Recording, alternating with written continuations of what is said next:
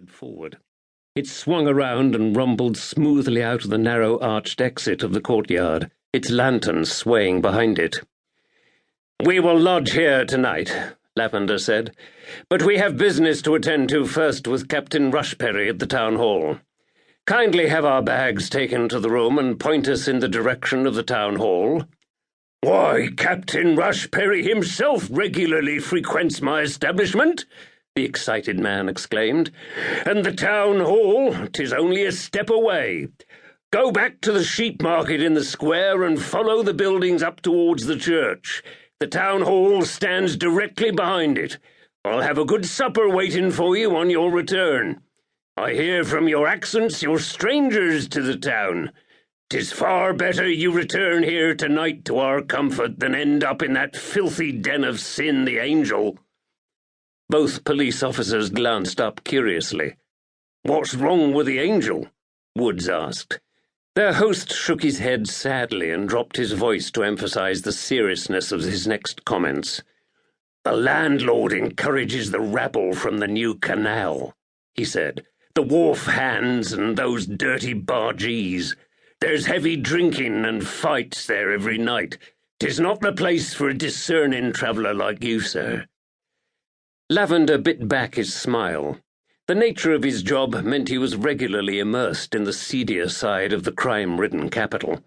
He had broken up more brawls between the drunken hellcats of Covent Garden than he cared to remember, and he often rubbed shoulders with the ragtag and scum of the Seven Dials, but this man wasn't to know about that. They set off to follow the coach back to the main road.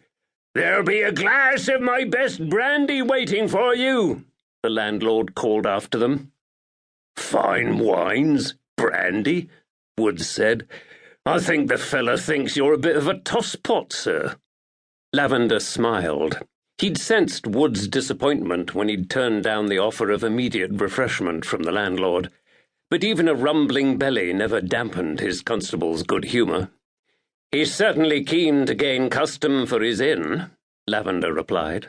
They turned the corner into the broad market square, and the medieval spire of St. Dionysius Church immediately drew their eyes as it rose up into the evening gloom of the sky. A few people scurried past them, but the square was deserted apart from the lamplighter busy at his work on the far side. Crisscrossed with empty animal pens, the square was also dotted with cast-iron tethering posts. The stench of the animals and their excrement still hung in the air.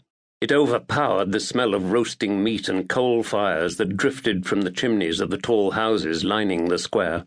Despite the best efforts of the lamplighter, many of the buildings had fallen into shadow. They picked their way carefully round the stagnant puddles and indiscernible piles of refuse littering the street.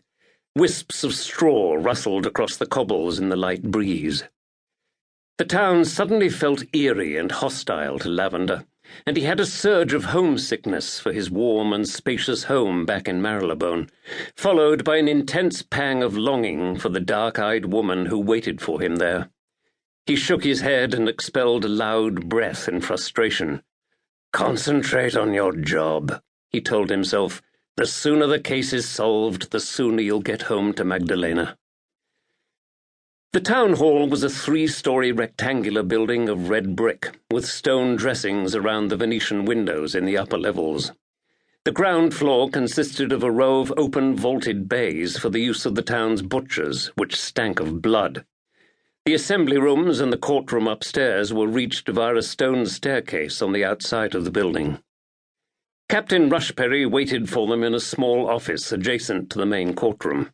His desk dominated most of the room, and the large magistrate himself seemed to dominate the rest. Lavender knew Rushperry had a distinguished military record, but the man had obviously grown fat through inactivity since he had retired his commission. Unsmiling, Rushperry eased his bulk out of his chair and extended a podgy hand across the desk towards the two policemen. "Thank goodness you're here," he said. Lavender and Woods pulled up a pair of hard-backed wooden chairs and sat side by side, squashed between the desk and the glowing fireplace. Rushperry's greying eyebrows knitted together as the policemen removed their hats and gloves. Deep lines stretched across his broad